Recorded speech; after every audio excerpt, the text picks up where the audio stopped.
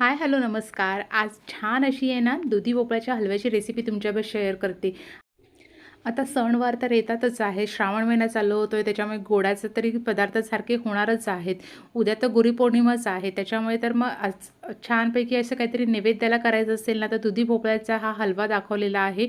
खूप सुंदर रेसिपी आहे. इतका टेस्टी असा हलवा कसा बनवायचा हे पूर्णपणे व्यवस्थित असं सांगितलेलं आहे. त्यामुळे व्हिडिओ शेवटपर्यंत बघा, अजिबात स्किप करू नका. आणि चला तर मग आपण आपल्या दुधी भोपळ्याच्या हलव्याला सुरुवात करूया. हे बघा, इथे असा मी छानपैकी दुधी भोपळा कधी पण घेतल्यानंतर तो जरा जास्त क्वांटिटीमध्ये घ्यायचा. कारण कसं असतं की तो त्याचे बराच पार्ट असतो, म्हणजे बिया वगैरे हा सगळा असा टाकून देऊन त्यातला थोडासाच पार्ट आपल्याला यूज करायला लागतो.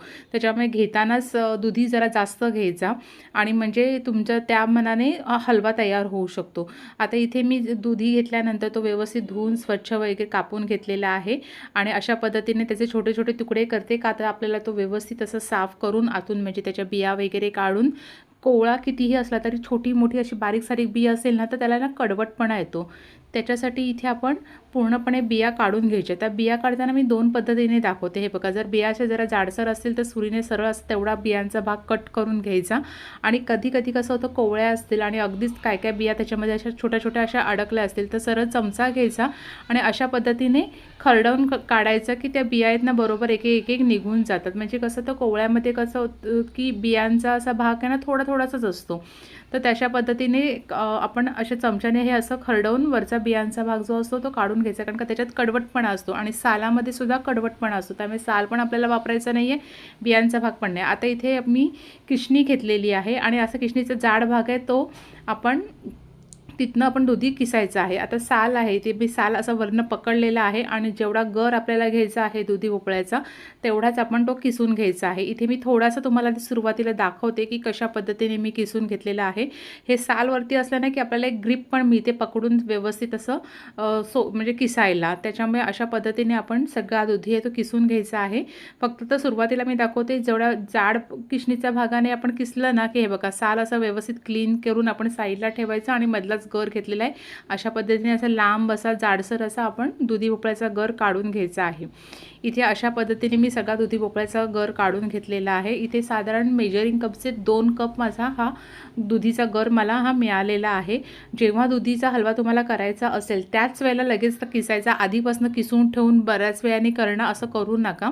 काळा पडतो तो, त्याच्यामुळे ते चांगला नाही लागत. त्यासाठी आपण लगेच जेव्हा करायचं असेल ना हलवा त्याच वेळेला करायचा.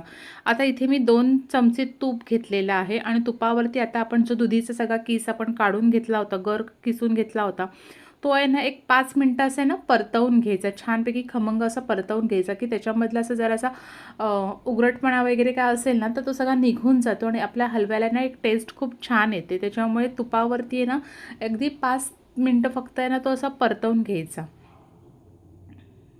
खूप सुंदर रेसिपी आहे. रेसिपी आवडली ना तर मला नक्की कमेंट्स करून सांगा हां. अशा पद्धतीने आपण हा परतवून घ्यायचा आहे.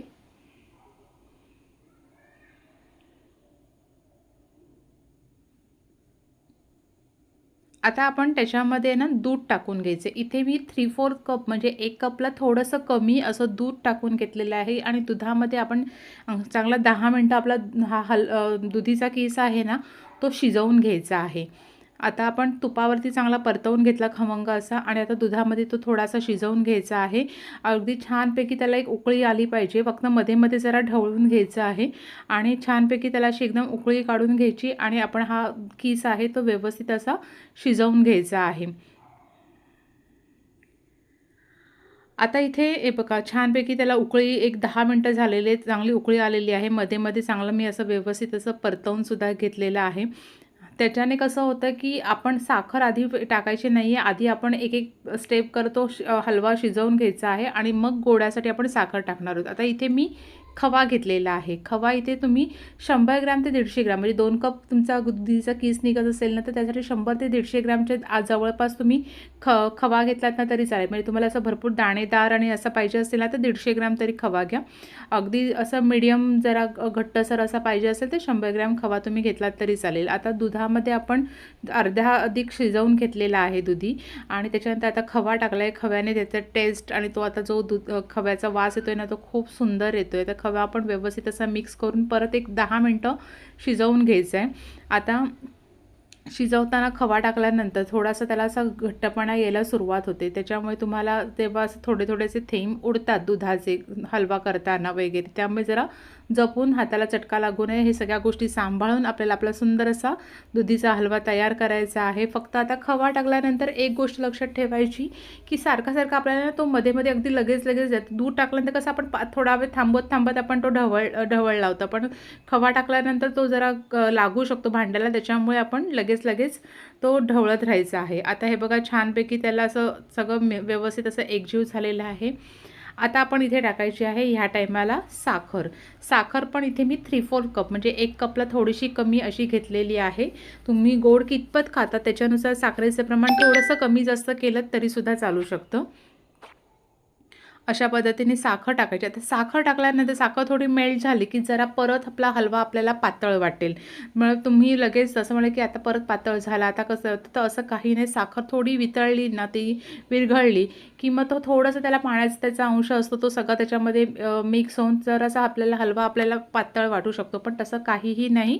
थोडा वेळ तसं शिजत ठेवायचं. आता ह्या कंडिशनला बघा सारखे ठिणग्या आहेत ना याच्यामध्ये दुधाच्या असे उडत राहतात. तर तसं म्हणून जपून व्यवस्थित असं ते आपल्याला हलवा करायचा आहे. हाताला चटका न बसता छानपैकी करा. मध्ये फक्त ढवळत राहावा का तर भांड्याला आपला हलवा लागू नये, करपट वास येऊ नये म्हणून व्यवस्थित अगदी तळापासून व्यवस्थित असा तो मिक्स करून घ्यायचा आहे. एकदम आता आहे ना हळूहळू त्याचं साखर जसजशी त्याच्यामध्ये घट्ट होत जातं ना सगळं ते, त्यामुळे त्याचं पाण्यासारखं कमी होऊन छानपैकी घट्ट होऊ लागतं. आता आपण दुधीच्या हलव्याला अजून फ्लेवर येण्यासाठी इथे टाकलेली आहे वेलची पावडर. 1 टीस्पून छोटा चमचा आपण एक वेलची पावडर थोडीशी टाकून घेतलेली आहे. त्याने हलव्याला खूप सुंदर टेस्ट येते. एक छानपैकी वास पण येतो आणि छान अशी टेस्ट येते.